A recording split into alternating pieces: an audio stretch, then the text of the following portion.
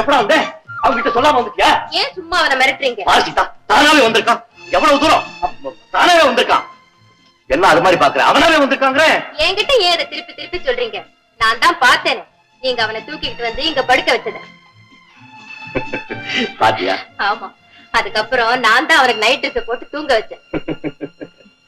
ஆமா சீதா, அறிவுக்கும் அன்புக்கும் நடந்த போராட்டத்துல அன்பு ஜெயிச்சிருச்சு. கல்யாண போட்டோ அடுத்தாப்புல நான் எடுக்கிற கல்யாண போட்டோவில் யாரு இருப்பாங்க தெரியுமா? நீயும் முரளி. இல்லைங்க, அப்படி ஒரு போட்டோவை நீங்க எடுக்க போறதே இல்ல. நான் முரளிய கல்யாணம் பண்ணிக்க போறது இல்ல. ஐயோ, என்ன திடீர்னு? எனக்கு அவரை பிடிக்கல. என்ன அவமானப்படுத்தின அவரை பழி வாங்கணும்னு நினைச்சேன். பழி வாங்கிட்டேன். பழி வாங்கிட்டான். இதையே என்கிட்ட முன்னாடியே சொல்லல. சொன்னா நீங்க உதவி செய்ய மாட்டீங்களேன்னு பயம். என்ன மன்னிச்சிடுங்க. அப்படின்னா இனிமே உங்க ஊருக்கு போயிடுவில்ல? நான் ஊருக்கு போகணும்னு நீங்க விரும்புறீங்களா? என்ன? நான் இங்கேயே இருந்துட்டு போறேன். இருந்து இருந்து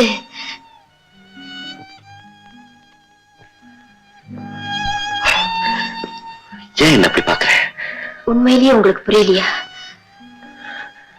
என்னங்க, எனக்கும் கொஞ்சம் இடம் கொடுக்க மாட்டீங்களா? இடம் இடம் இங்க தானே? இங்க இல்ல. பின்ன இங்க. இங்க ஹவுஸ்ஃபுல். பரவாயில்ல, நான் ஒரு ஓரத்துல நின்னுக்கிறேன். சீதா, இது சாதாரண காரியம் இல்ல. இதுல நீ பிடிவாதம் பிடிக்க கூடாது. பொண்ணா பிறந்தவளுக்கு தெரிஞ்சது ரெண்டுதான். அழ தெரியும், இல்லன்னா பிடிவாதம் பிடிக்க தெரியும். இது வரைக்கும் நான் வேண்டிய அளவுக்கு அழுது தீர்த்துட்டேன். இனிமே என் நல்வாழ்வுக்காக பிடிவாதம் பிடிக்கத்தான் போறேன். சீதா, என்னுடைய வாழ்வு இந்த குழந்தைகளோடய இணைஞ்சு போயிடுச்சு. இதுக்கு பதில் சொல்ல வேண்டிய உங்க குழந்தைங்க தான். குழந்தைங்க தானே? எங்களுக்கு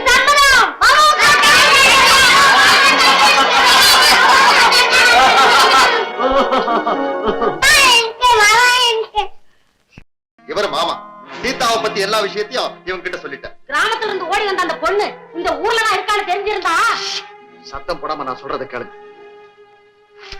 இந்தாங்க, இதை எடுத்துங்க. பணம் பணம்.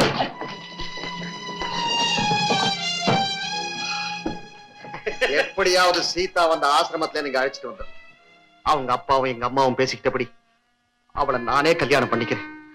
அது என் கடமை இல்லையா? பாத்தியாக்கா, பெரியவங்க வார்த்தைக்கு தம்பி எவ்வளவு மரியாதை கொடுக்குது. நீங்க ஒண்ணும் கவலைப்படாதீங்க. கல்யாணத்துக்கு ஏற்பாடு பண்ணுங்க. பொண்ணை கொண்டு வந்து நாங்க சேர்க்கிறோம். தம்பி, அந்த பொண்ணு வீட்டை விட்டு போனதுமே தரித்திரம் தொலைஞ்சதுன்னு தலையை முழுகிட்டோம். இப்போ உங்க ரூபத்துல மகாலட்சுமி வீடு தேடி வரும்போது சும்மா இருப்புமா? காரியத்தை கச்சிதமா முடிச்சிடறோம். Very good. ராமு, கல்யாணம் முடிகிற வரைக்கும் இவங்களை நாராயண தெருவில் இருக்க நம்ம சின்ன வீட்டுல தங்கது. சரி சார். தம்பி, அம்மா கொஞ்சம் பாத்துட்டு போறோமே. அம்மாவியா? அவங்களுக்கு தலைவலி, உடம்பு சரியில்லை, அப்புறமா பார்க்கலாம். காரியத்தை முடி. வாங்க.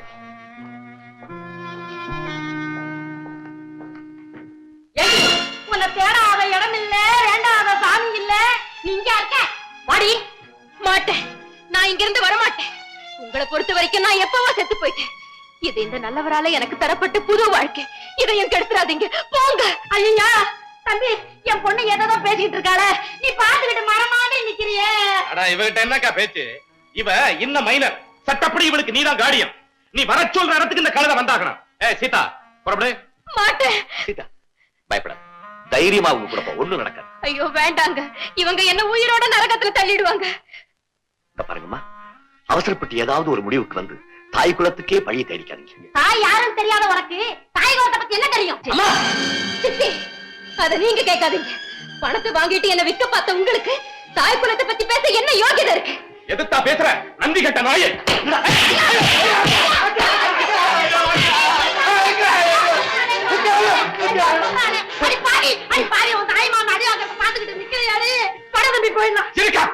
இவனுக்கு பயந்துகிட்டு இவனை விட்டு போறதாவது பகப்பம் பேரு தெரியாத பயல். என்னடா சொல்ல?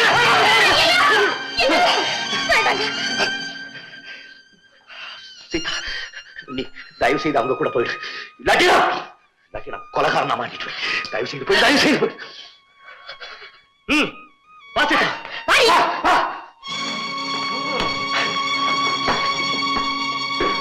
சார், இந்த மழையில வீட்டை காலி பண்ண சொன்னா குழந்தைகளை எல்லாம் கூட்டிட்டு நான் எங்க போவேன்? கொஞ்சம் கருணை காட்டுங்க. அதெல்லாம் எனக்கு தெரியாதுப்பா. கோர்ட் ஆர்டர் கையில இருக்கு. நீ வீட்டை உடனே காலி பண்ணி ஆகணும்.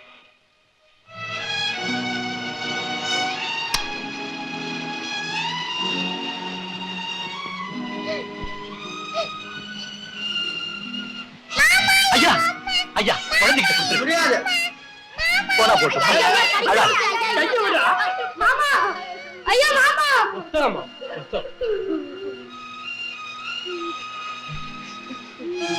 மாமா படிக்கிற புத்தகலாம் வீடா போயிடுச்சு. கவலைப்படாதப்பா, வேற வாங்கி தரேன். ஐயா நாங்கள்லாம் அராதிங்க. ஆதரிக்க வேண்டி நீங்களே இப்படி எல்லாம் செய்யலாமா? அதுக்கு நாங்க என்ன பண்ண முடியும்? கடனை மாசம் கொடுக்க சொன்னேன். நானும் எத்தனை மாசம் தான் பொறுத்துக்க முடியும்? மரியாதைக்கு மேல எங்க பணத்தை வச்சுட்டு மறுபேச்சு பேசு. ஐயா எல்லாரும் சேர்ந்து இப்படி நெருக்கினா எப்படி? இன்னும் 4 நாள் அவகாசம் கொடுங்க. உங்க பணத்தை எப்படியாவது கொடுத்தாரு. டேய், கதவை இழுத்து மூடுங்கடா. 4 மாசமா கொடுக்க முடியாதவரே 4 நாள்ல கொடுத்துறாரா? என்னையா அது? நில்லுங்கப்பா. சொல்லி வச்ச மாதிரி எல்லாருமே ஒரே நேரத்துல வந்து கேட்டா அவர் என்ன பண்ணுவார்? உங்களுக்கு வேண்டியது பணம் தானே, அதை நான் கொடுக்குறேன். மிஸ்டர் முரளி, இதுவரைக்கும் நான் உங்களை தப்பாவே நினைச்சிருந்தேன்.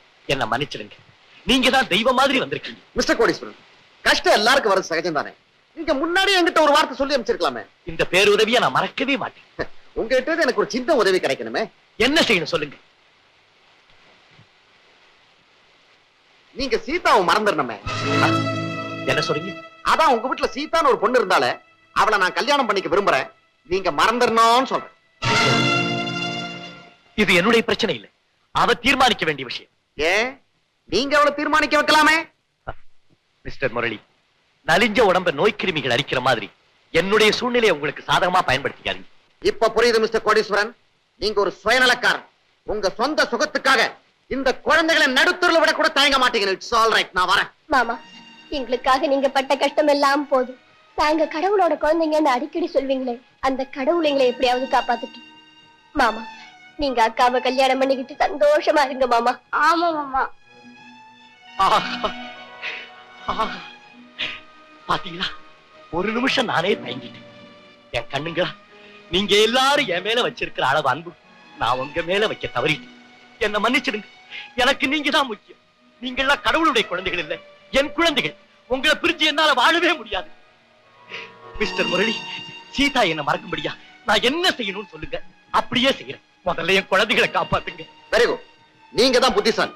அமீனா, கதவை திறந்து எல்லாரும் உள்ள விடுங்க. உங்களுக்கு எல்லாம் நான் பணம் தரேன்.